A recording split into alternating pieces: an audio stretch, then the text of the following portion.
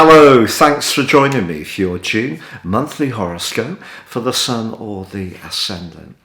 If you've yet to subscribe to my channel, I'd be honoured if you did so now. Please click or tap on the bell notification symbol. Every time I drop a video, you'll get an alert. Also, if you'd like to ascend above your zodiac sign forecast and embrace more serious astrology, check out my very special offer. A character analysis and a 12-month forecast, 30% off, will give you searing insights into your future prospects and also help you to understand what makes you tick at a deeper level.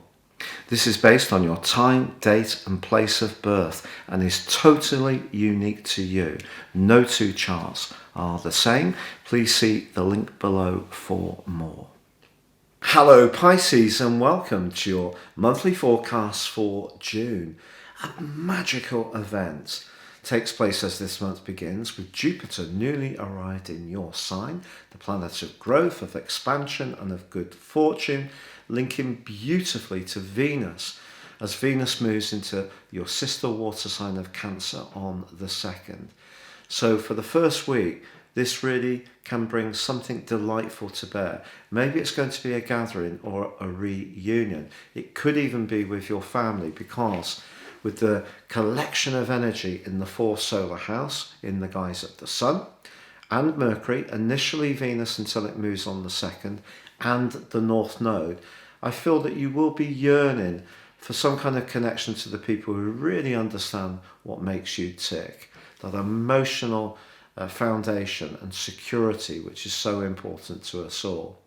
It is true, however, of course, that Mercury is retrograde as this month begins and is so through to the 22nd.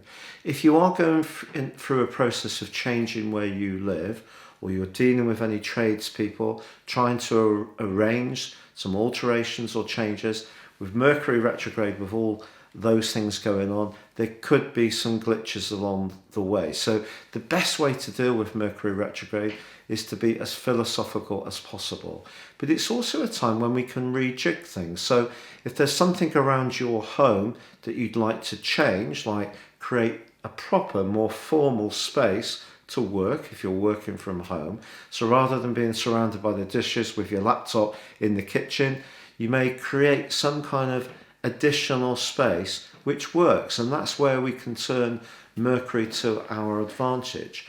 Also, Mercury is about transactions, so perhaps you can forge some kind of arrangement so that you can have more flexible working, that you can build around your family and maybe have 2 or 3 different roles.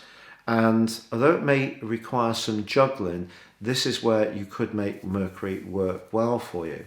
What's more challenging, to be honest, is that Mercury is in a right angle with your ruler Neptune in week 1. And if there are any sensitive issues around your family, or you're feeling quite isolated, perhaps because of COVID, you haven't been able to get out and socialise with others as much as you would like, this can feel quite difficult in the first week, especially as with Venus and Jupiter forging such a wonderful alliance, it's making you yearn for what could be. But what you can do is use the fact that Saturn in your 12th house is helping you to quarry a real understanding of your deeper spiritual and emotional needs. And that link to the Sun in the first week can give you some real ideas and strategies about how you can change things up to help you connect in a meaningful way, which gives you the spiritual uplift and support that's important to us all.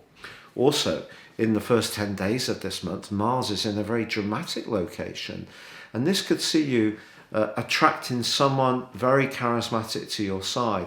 It's in an opposition with Pluto, so they're both the co-rulers in modern astrology of Scorpio. Mars is the traditional ruler, Pluto the higher octave ruler, but they're in opposition, so having a bit of a to-do. So when 2 planets are at 180 degrees, in some way there's some kind of pressure point between what each of them wants to bring to the position they're in. So Mars is not at its best in Cancer. in general because it's in full, but for you, it's the fifth house of play. So here it wants to be more demonstrative.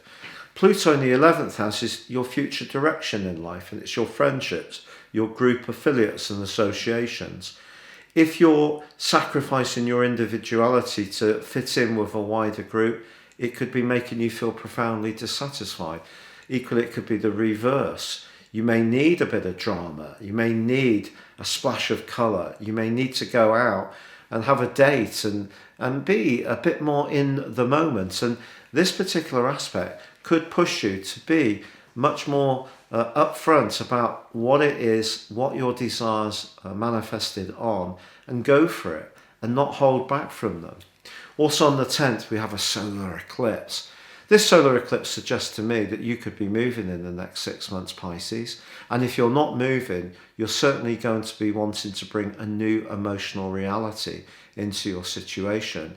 The only thing is that Neptune also influences this eclipse, and therefore you've got to be realistic about what's possible. So it may be that you want to be physically away from where you are now and much more closely located to loved ones. Or it could be that you want to move from an existing home into another one. So the practicalities need to work into your dream, which comes from Neptune. It doesn't mean to say that you can't realise this dream, though. A solar eclipse is very, very powerful. And if you have the desire, it can take you forwards. Now, Mars moves on to the 11th. On the 11th, into the sign of Leo.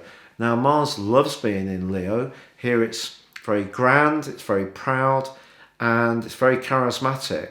The 6th house is about your work. Over the next 6 weeks, you'll be able to work very hard.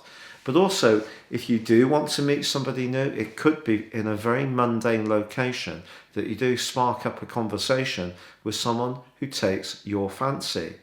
But on the 14th, Saturn, which is now retrograde, comes into an exact square with Uranus in your sector of everyday communication. If your year has been characterised by feeling a bit stressed at times, maybe feeling on edge, feeling irritable, feeling like you're lacking any drive or motivation, almost totally exhausted, yet at the same time a bit wired up, it could be because of this aspect. So those energies can reach a high point at this point, but the good news is the Sun moves on the 20th to provide some very positive resources to uplift you, because it moves into Cancer, joining with Venus. And the Sun in the 5th house it's very much more energized than in the 4th house, where it's reflective, it's withdrawn, it's thinking about security, family, emotion. The 5th house is much more playful and gregarious. And guess what? The Sun forges an amazing trine to Jupiter for the following 6 days. And that can really see you express yourself with great charm, great enthusiasm, and people can be really drawn to your charisma that you're projecting. It is true that Jupiter slams on the brakes on the 20th, and through to the 28th, it is retrograde in your sign, and then it moves backwards into Aquarius, and it'll be retrograde through to the 18th of October. Well, the 17th, then it goes forwards on the 18th. So what I would say is use this time with Jupiter in your sign productively, and that means focusing on your individual talents. But again, it's about being realistic, because Jupiter can trick us into thinking everything will just fall into our laps without too much effort, and of course that's rarely true. But also in week 3, Venus, still in a gloriously attractive, alluring location, could be pushing you to give yourself some kind of big makeover this month. That's in an opposition with Pluto. If someone asks you out on a date in week 3, you may find it very hard to resist. But whether this turns out to be a long-distance relation or long-standing relationship or not, it doesn't matter. The key is it will make you feel alive. It will make you feel connected to others. And I think that's very important, particularly after such a long lockdown. And then on the 22nd, Mercury ends its retrograde. So if there have been tangles at home, misunderstandings in the family, or you felt profoundly withdrawn, find it difficult to pick up the phone and reach out to people, it is going to ease. It comes out of shadow on the 26th, so things will get easier still. But on the 24th, you've got a dilemma. We've got a full moon. The moon's in Capricorn. It's not its best location. It's in detriment here. But for you, it's about friendship. The sun on the other side of the heaven is about what you want as an individual. Toggling what's good for you, the individual, and how you interact with others is going to be the challenge over the next 2 weeks. But this is a full moon that can work well for you because it embraces, both from the sun and the moon position, Jupiter in your sign. It may be in retrograde, it's still Jupiter, it's still in your sign. So it's pushing you to be a bit more individualistic about getting what you need either in your love life, creatively, or in terms of your longer term future and your connection to others. On the 25th, your other ruler of Neptune goes into retrograde. And you've already seen that Neptune's very influential this month, squaring Mercury in the first week. It's squaring the solar eclipse for the next 6 months, and now it goes into retrograde. So it's telling you that the gains that you're making are very slow, and they could slow down a little bit. It may seem like that. But what I would say to you is that Pluto generally is taking you towards a future that's really right for you. But I think this month is saying to you that maybe some changes are necessary. Changes in your outlook, changes in the way you connect with people. If you are a little timid about social interaction, this is saying try to move out beyond what feels profoundly safe, because it's only then that you're going to feel alive. Even if there's some knockbacks, it will then become more exciting. And that sees really the last 10 days of this month offering you glorious opportunities for progress. It is true that Mars is in a collision with Saturn from the 26th to the 30th. And if there is somebody at work particularly who doesn't tend to appreciate what you do as much as they should do, you can often be one of the most sacrificing members of the Zodiac. You really understand helping those who are less fortunate. You'll work all the extra shifts that others will refuse. But there is a tipping point and you don't want to go beyond it.